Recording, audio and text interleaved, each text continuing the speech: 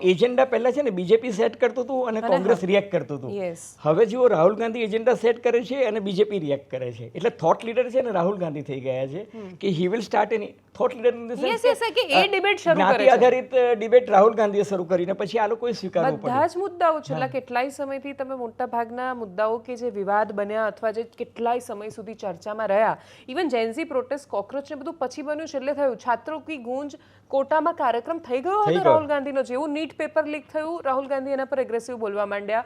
જેવું જે છોકરાએ આખું આ પેપર લીક બહાર પાડ્યું અને એના પર ટ્વિટર પર એક આખી ગેંગ તૂટી પડી કે તું અર્બન નક્સલના આતંકવાદી જોર્જ સોરોસના હાથે, તો એ બધા સાથે રાહુલ ગાંધી બેઠા, એમણે ચર્ચા કરી, એમણે ડાયલોગ કર્યો અને ઇટ વેન્ટ વાયરલ. એણે એ મુદ્દાને ઉપાડ્યો. નીટ વાળો જે ઇસ્યુ છે એમાં એને થ્રુઆઉટ ફોલોઅપ કર્યું અને ઇવન આ જેનજી એજિટેશન જે છે એમાં પણ એને એન્ટ્રી 36 દિવસ આંદોલન ચાલ્યું ચલો જેનજીનો.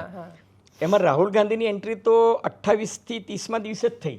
પહેલાં તો 28 દિવસ માહોલ જ બન્યો અને જ્યારે સંસદનું સત્ર શરૂ થયું 20મી જુલાઈએ, એના એક દિવસ પહેલાં એ એમને એક્શનમાં આવ્યા. 20મી જુલાઈએ આખું મોટું એક્શન રિએક્શન શરૂ થયું. 21મી જુલાઈએ એમને પેલા ધરના કર્યા, પછી પાર્લામેન્ટનું એ કર્યું. અને તમે જુઓ કે 22મી જુલાઈએ તો સરકારે ઓલમોસ્ટ આંદોલન વિડ્રો કરવા માટેના બધા ચક્રો જે હતા એ ગતિમાન કરી નાખ્યા. રાતના 12:30 વાગે સોનમ વાંગચુક જે છે એની પાસે પારણા પણ કરાવી દીધા. પછી ખબર પડી કે કઈ ફરક નથી પડી રહ્યો, કશું ફરક નથી પડી રહ્યો. એટલે પછી વિદ્યાર્થીઓ સાથે મંત્રણા કરી અને વાર્તા પૂરી કરી. કહેવાનું તાત્પર્ય એ છે કે પછી સરકાર જે છે એકદમ એક્શન મોડમાં આવી, પણ જે શરૂઆતમાં જે સરકારે કરવું જોઈતું હતું એ ના કરી શકી કદાચ. સર, રાજનીતિમાં આગાહીઓ બહુ કામ નથી કરતી અને એટલે આગાહીના સ્વરૂપે નથી પૂછી રહી, પણ મારો પ્રશ્ન એ છે કે સરકાર જે રીતે એક્શન મોડમાં આવી, હવે હું એને 2012ના અન્ના હજારે આંદોલન સાથે કનેક્ટ કરું તો એ વખતે પણ યુપીએની સરકાર આંદોલન ખાસું વાયરલ થઈ ગયું, પછી એક્શન મોડમાં આવી અને અન્નાને એમણે પારણા કરાવ્યા અને બધું થયું, પણ ત્યાં સુધીમાં એક મુવમેન્ટ છે એનો જન્મ લેવાઈ ગયો હતો.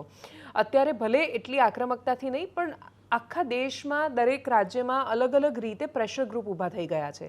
દે આર નોન પોલિટિકલ, એમનું કોઈ સીધું અફિલિએશન નથી, પણ કોઈ એક મુદ્દાને એ લોકો આક્રમકતાથી ઉપાડે છે, સોલ્વ કરાવવાનો ટ્રાય કરી રહ્યા છે અને સરકારોએ માનવું પડે છે.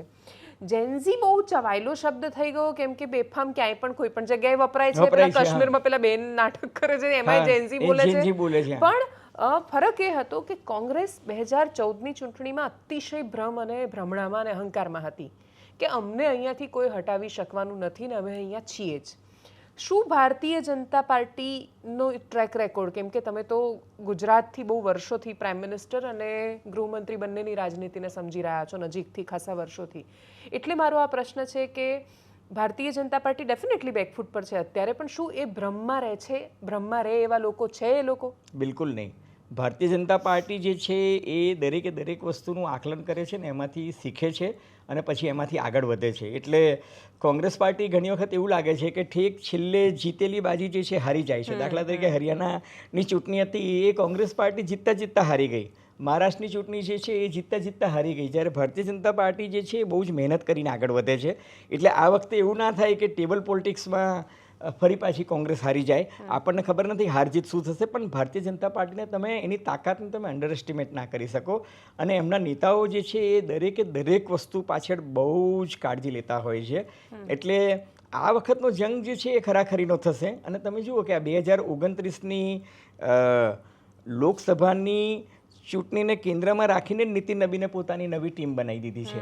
એમને રિયલાઇઝ થયું કે ભાઈ પ્રશાંત કિશોર જે છે એ બિહારમાં ચૂંટણી જીતી ગયા, એ નીતિન નબીન માટે બહુ જ મોટો ઝટકો હતો. એ કંઈ સહેલી વાત નથી કે એમની પોતાની સીટ પર એ જીતી ગયા, બરાબર છે કે નહીં? તો એ જ રીતના મધ્યપ્રદેશમાં પણ તમે જુઓ કે એ લોકોએ સીટ ગુમાવી, ગુજરાતમાં ના ગુમાવી, ગુજરાત ભાજપનો ગઢ છે. પણ તમે આમ જોવા જાઓ તો મૂળ મુદ્દા શું છે દેવાંશી? આ જેનજીનો જે આપણે આખી વાત કરીએ છીએ, મૂળ મુદ્દા એ છે કે દેશમાં બેરોજગારી છે. દેશમાં શિક્ષણ અને આરોગ્ય ક્ષેત્રે જે સવલતો હોવી જોઈએ એ નથી. હું ગુજરાતની વાત નથી કરતો, કારણ કે ગુજરાત એક સમૃદ્ધ રાજ્ય છે અને ગુજરાતની સ્થિતિ બહુ સારી છે ઇન્ફ્રાસ્ટ્રક્ચરની દ્રષ્ટિએ, એજ્યુકેશનલ હોય કે હેલ્થ. આ અમદાવાદ શહેર તો હું તમને કહું કે મેડિકલ ટુરિઝમનું હબ છે. એટલે આપણે ત્યાં જે ફેસિલિટીઝ જે છે એ નથી. પણ તમે બીજા બધા રાજ્યો જે છે એની સરખામણીમાં તમે વાત કરો તો લોકોમાં જે નારાજગી જે છે, દાખલા તરીકે જયપુરમાં ગઈકાલે જે આંદોલન થયું એ તબેલામાં સ્કૂલ ચાલતી હતી. સર ખરાબ સ્થિતિ છે. હા, ત્યાં- ઇવન ગુજરાતમાં છે, પણ ગુજરાતમાં અમુક એરિયા પૂરતું અમુક સીમિત એરિયા છે. પૂરતું છે, અને એ માની લો કે આદિવાસી વિસ્તાર કે એ વિસ્તાર પૂરતું છે, પણ તોય પહેલા કરતા સ્થિતિ જે છે પહેલા ઘણી કરતા બધી- બહુ સાપેક્ષમાં બહુ જ સારું હોય છે. સાપેક્ષમાં ઘણી બધી સારી સ્થિતિ છે ગુજરાતમાં. એટલે કહેવાનું તાત્પર્ય એ છે કે મૂળ જે લોકોમાં જે નારાજગી જે છે એ નારાજગીનો મૂળ મુદ્દો શું છે તો કે બેરોજગારી છે. દાખલા તરીકે ઝારખંડમાં પણ ઇસ્યુ આવે છે, શું આવે છે કે બેરોજગારી છે. JPSC, બીજું કે સ્પર્ધાત્મક પરીક્ષા છે, તો સ્પર્ધાત્મક પરીક્ષા જે છે એ વર્ષો સુધી થતી નથી. થાય તો એના પરિણામ સમયસર આવતા નથી. પરિણામ સમયસર આવે તો કોઈ જઈને હાઈકોર્ટ કે સુપ્રીમ કોર્ટમાં એને ચેલેન્જ કરી લે છે, અને ચેલેન્જ કરી લીધા પછી જે યાદી બહાર આવે ને અપોઇન્ટમેન્ટ ઓર્ડર મળે એમાં વર્ષો નીકળી જાય છે. ક્યારેક તો 10-10 વર્ષ સુધી યુવાનોને એક આખી પેઢી ખતમ થઈ જાય ને ત્યાં સુધી એ લોકોને ભરતી પૂરી નથી થતી. એટલે જે બેકલોગ જે છે ને એ બેકલોગ પૂરો નથી થતો એ. અને બીજું કે બધી મહેનત કરીને એક્ઝામ આપે ને પેપર લીક થયું એટલે નવેસરથી એક્ઝામ. એટલે આ જે છે ને આ ફ્રસ્ટ્રેશન છે, આ હતાશા છે, આ અજંપો છે, આ નારાજગી છે, પ્રજાનો આક્રોશ છે, અને એ આક્રોશ ગમે ત્યાં વ્યક્ત થાય છે. Very sure. સર, મેં 4-5 પ્રશ્નો છે અને મને એકદમ એના ક્રિસ્પ અને ટુ ધી પોઈન્ટ જો જવાબ તમે આપી શકો તો who is number 2 in BJP અત્યારે, અથવા ટોપ 5? હે, who is number 2 in BJP અથવા ટોપ 5? તમે બેમાંથી જે જવાબ આપો એ. સરકારમાં તો નરેન્દ્ર મોદી અને અમિત શાહ નંબર 1 નંબર 2 છે જ, અને બીજેપીમાં પણ એ જ નંબર 1 નંબર 2 છે. એટલે એમાં મને તો કોઈ શંકા દેખાતી નથી. આ કાસ્ટ પોલિટિક્સ અથવા કાસ્ટ પ્રોટેસ્ટ જે પણ જઈ રહ્યો છે એ કોની ફેવરમાં જશે એવું લાગે છે તમને? આ કંઈ જ નહીં કહી શકાય દેવાંશી. આપણને હું તમને કહું કે વીપી સિંહ વખતે પણ કાસ્ટ પોલિટિક્સ આખું ચાલ્યું, અને પછી વીપી સિંહ પોતે જ એનો ફાયદો ના લઈ શક્યા. એકચ્યુઅલી વીપી સિંઘે સર્વાઈવલ માટે મંડલ કમિશન જે છે એ લઈને આવ્યા હતા, પણ તમે જુઓ કે એ પોતે એનો ફાયદો ના લઈ શક્યા. એટલે આ એવું છે કે મંડલ કમિશન એવું નહોતું કે કોંગ્રેસ પાર્ટીને ખબર નથી કે સામ્યવાદીઓને ખબર નથી, બધાને જ ખબર હતી કે મંડલ કમિશનનો રિપોર્ટ શું છે. બધા એ રિપોર્ટ જે છે અભેરાઈએ ચડાવી દીધો હતો. વીપી સિંહને એવું લાગ્યું કે બોફોર્સ મુદ્દે એ કોંગ્રેસ સામે બળવો કરીને સરકારમાં આવી તો ગયા, પણ પછી સંપૂર્ણ બહુમતી નહોતી. એટલા માટે એમને એવું લાગ્યું કે આપણે એમ કે શું કરી શકાય. એટલે એમને જ્ઞાતિ આધારિત રાજકારણ જે છે એ કરવા માટે એમને ફાઇલ ખંખેરીને મંડલ કમિશનનો રિપોર્ટ કર્યો. પણ તમે જુઓ કે આખા દેશમાં રમખાણો ફાટી નીકળ્યા.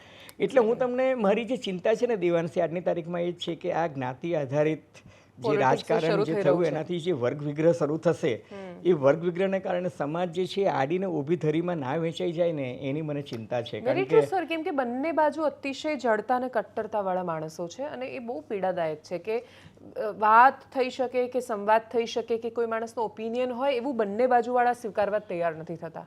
જડતા છે અતિશય. છેલ્લો પ્રશ્ન સર, કે શું રાહુલ ગાંધી આ રાજનીતિને જોતા અને છેલ્લા કેટલાય દિવસોને અને છેલ્લા અમુક વર્ષને જોતા શું એ ફરી એકવાર કમબેક કરી શકે ઇન્ડિયન પોલિટિક્સમાં ખૂબ મોટા ચહેરા તરીકે? ઓલરેડી મોટા છે, પણ પ્રાઇમ મિનિસ્ટરના ફેસ તરીકે કમબેક કરી શકે એવી કેટલી સંભાવના જોઈ રહ્યા છે? એક વિદ્યાર્થીનીએ નરેન્દ્ર મોદીને પૂછ્યું હતું, ત્યારે એમણે કહ્યું કે 2047માં વિકસિત ભારત થાય પછી કે આપણે વિચારીશું. એટલે મોદી સાહેબ 2047 સુધી રહેવાનું તો પ્લાનિંગ કરી રહ્યા છે. એટલે 2047 સુધી તો મોદી સાહેબ છે એ 2036માં તો ઓલિમ્પિક યોજવાની વાતો કરી રહ્યા છે. અને જો વન નેશન વન ઇલેક્શન આવશે તો પછી ઇલેક્શનનું સ્વરૂપ કેવું રહેશે, શું થશે, આપણને કાંઈ જ કલ્પના. એટલે અત્યારે છે ને મને લાગે છે દેવાંશી કે આ બધું જે છે ને એ એકદમ આપણે હવામાં બાચકા ભરી રહ્યા છીએ. એ પરિસ્થિતિ બહુ પેલી એ છે કે શું થશે કંઈ કહી ના શકાય. પણ politics is an art of possibility. એટલે વિપક્ષે વિપક્ષનું કામ કરવું જોઈએ, સરકાર સરકારનું કામ કરે, અને રાહુલ ગાંધી જનતા જેને મોકલે જે જનતા રોલ આપે એ કરે. રાહુલ ગાંધી વિપક્ષી નેતા તરીકે એ જ કામ કરશે કે ભાઈ એમની પોતાની પાર્ટી જે છે એને સત્તામાં લાવવાની કોશિશ કરશે, અને એ જ કામ રાહુલ ગાંધીનું છે. અને અમિતભાઈ અને મોદી સાહેબ જે છે એ જ કામ કરશે કે ભાઈ હા, એટલે એ એમને સરકાર ટકાવવાનું કામ કરશે. અને અત્યારે જે રીતે એમને બધા ગઢો કબજે કરી રહ્યા છે, એટલે નેરેટિવ વોરમાં ભલે અત્યારે રાહુલ ગાંધી જીતી રહ્યા હોય, when it comes to electoral આખી ગેમ ત્યારે બીજેપી પણ પોતાનું નેરેટિવ બદલી રહ્યું છે. એટલે તમે જુઓ કે અમિત માલવિયાને હટાવી દીધા. હા, યસ, આખું નવી ટીમ બનાવી. આજે જેન્ઝી માટે નવી ટીમ બની, ગુજરાતમાંથી યશભાઈને મૂક્યા છે એમાં. એટલે એ મને એવું લાગે છે કે બીજેપી કરશે અને એ લોકો પણ પોતાની નવી ટીમ બનાવશે, કારણ કે એમના માટે પણ અસ્તિત્વનો સવાલ છે ને ભાઈ. રાહુલ ગાંધી અસ્તિત્વની લડાઈ લડી રહ્યા છે, તો સામે એમને પણ પોતાની પાર્ટીને બચાવવાની છે, સરકારને બચાવવાની છે, એટલે પણ હા, ઇન્ટરેસ્ટિંગ થશે. Very true. ઇતિહાસ માટે એવું કહેવાય છે કે ઘણીવાર ખાસા વર્ષો સુધી કશું જ ન થાય ને પછી અમુક દિવસોમાં બધું જ થઈ જાય. એટલે રાજનીતિની સંભાવનાઓને બાદ કરતા વર્તમાન ચિત્ર જે દેખાઈ રહ્યું છે એના વિશે અમે વાત કરી. Thank you so much for joining us sir. Thank you Diwansi, always pleasure talking to you.